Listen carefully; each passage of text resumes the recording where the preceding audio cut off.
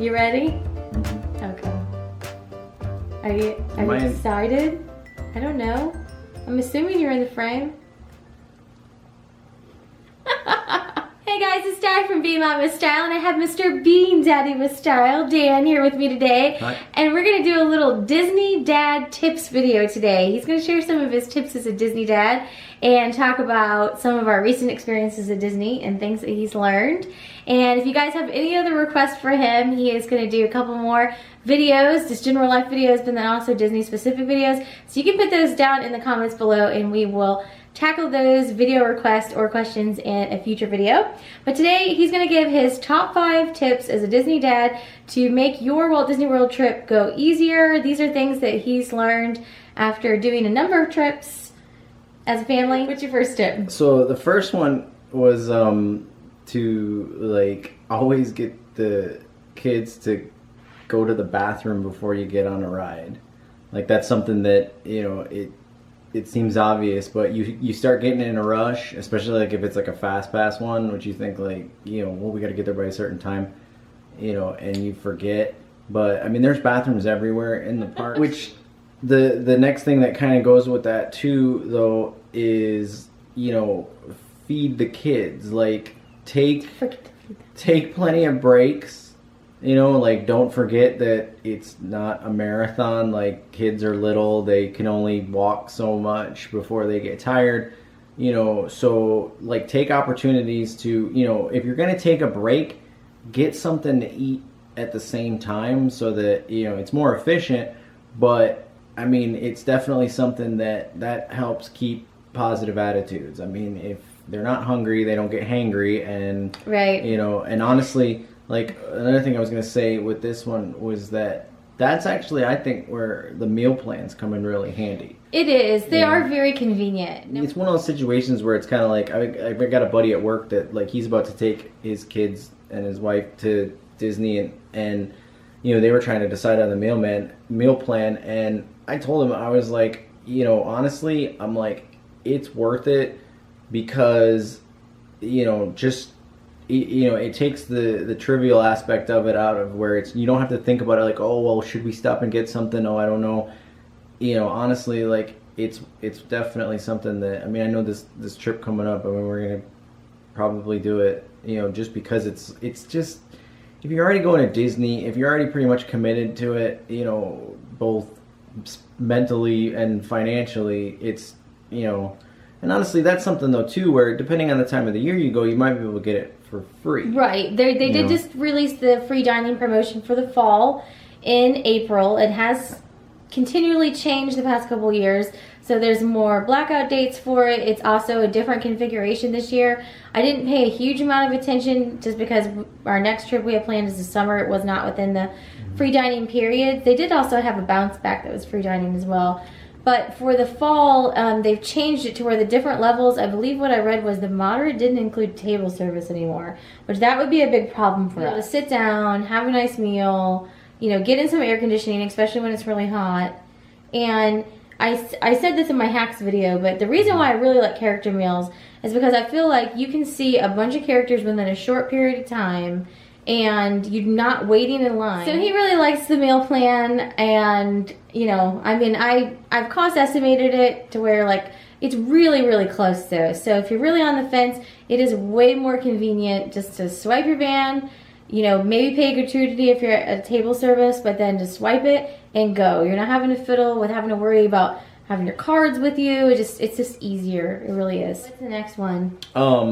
As far as like a backpack type of thing, this one's kind of a two-part one where, you know, one is, you know, I mean, honestly, it's worth it to get one and get one that's going to be comfortable, and make sure that it's going to be comfortable before you go. Like, don't get your, like, you know, old backpack that you've had since high school that straps are going to like cut into your shoulders and everything like that. Like, you know, this is a load distribution thing where, like, if you can get water bottles like this one that have the hook, you know, or in the parks they'll have, you can get like you know, one that's got like the it's not a lanyard, but the little, you know, yeah, like a little clip on the carabiner, you know, the carabiner, and then it's actually got like the rubber part that goes around like a normal standard like 20 ounce or, you know, 16.5 ounce water bottle. You know, those work out really, really good, because honestly, if you don't want to take something like this in the park with you because you're afraid you lose it, those are definitely worth it, because then it's the same thing, you know, like with the meal plan. You can grab a bottle of water from pretty much anywhere, and you can take that thing, clip it to your belt loop, and you may end up with like, you know, 3-4 water bars clipped to your belt loops, but it helps distribute the load, you know, because like the biggest thing I would run into is if I had too much, I mean, it would literally start to just hurt your shoulders, you know, so much that it just made for not such a great time. You know, so simple things like that, like just try to take like smaller amounts of, you know, the essentials, and don't take non-essential things like, you know, piling a bunch of extra stuff that you're probably not going to use. Like, keep it practical, you know. This one, this one is my favorite. I think if you've watched her videos long enough, you've heard me say it before. It's the divide and conquer thing, where you know, at least at one part of the trip, like one of the days, you know, I highly, highly recommend, and I think this is something that you can make it work for a family of just about any size, where you just split up, like you split, you know, the group up, because you're going to get to a point, especially if it's something like where a lot of times, like what we'll do is we'll go to a park like there's usually like, you know, like one of the things that we'll do is we'll usually end up going to one of the parks like twice, and those are, you know, a great opportunity for this, because those are going to be the days where certain people are going to want to do certain things and other people are going to want to do other things. So, you know, what we always try to do is just split up and get it to where you don't get that frustration of, you know, half the group's not happy because they didn't get what they wanted to do and the other half isn't. And honestly, sometimes it just seems to work out better. I mean, I don't know how everybody else's kids are, but ours,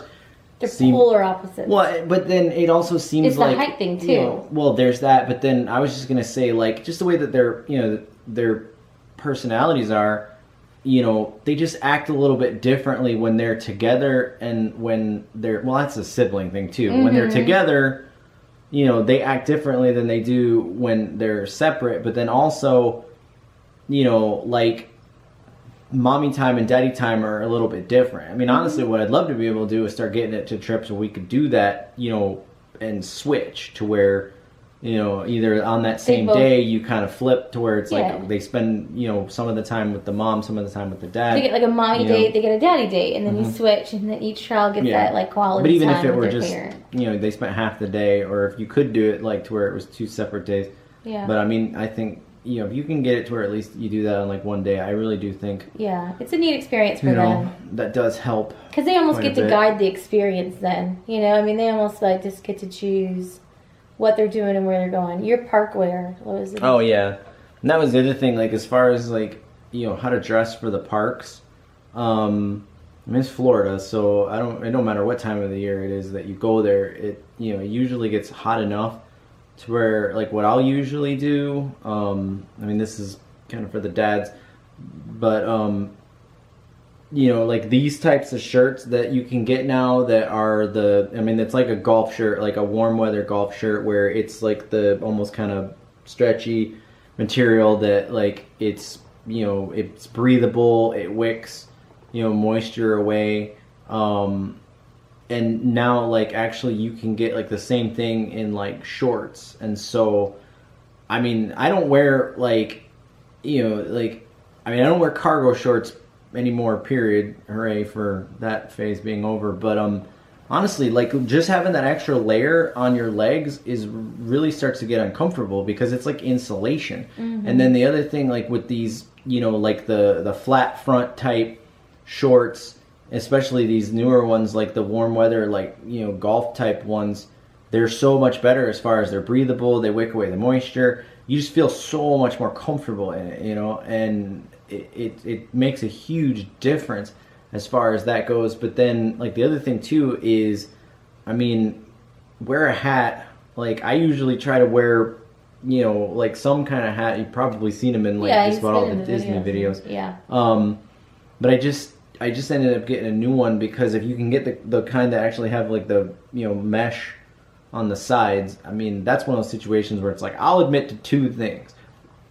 I wear a fanny pack when I'm at the parks. Got a dad pack. Yeah, I got a dad bag that I wear because, you know, stuff like wallet, cell phone, you know, car keys, all that stuff, like, you know, it works out so much better having the fanny pack. That's the only place you'll ever see me with one of those things on, but I will wear it there. And it's the same thing with, like, the dad hat. Like, if I'm wearing some wide brim hat in, you know, Disney, it's because, you know, at the end of the trip, I'm not sunburnt, you know. And we all go home and we are. Yeah, you know. And so that's, you know, that's the biggest thing with that is it's like, but what I will also do, especially like in the trips like in the fall and the early spring, is I will wear, you know, some kind of like sweatshirt. Like I've got that red Under Armour, you know, sweatshirt that works really good for, you know, you can put that on in the morning and then, you know, this is another thing where not having the overloaded backpack comes in handy. You know, by midday when it's too hot to wear that thing, you can just stuff it in the backpack and it's lightweight enough that it's not really gonna, you know, weigh you down. So that is it for our Dan's Disney Tips video. Thanks, Dan, for stopping by. Not that you weren't already here. And sharing some of your Disney dad tips. You guys can leave any video requests or questions for him down below, and we will tackle that in some future videos. We got a couple other video ideas that we'll be doing together fairly soon. Fairly shortly? Yes, I don't know. It's late, can you tell? So that is it for today, and thanks for watching. Bye. Have a great day. Bye.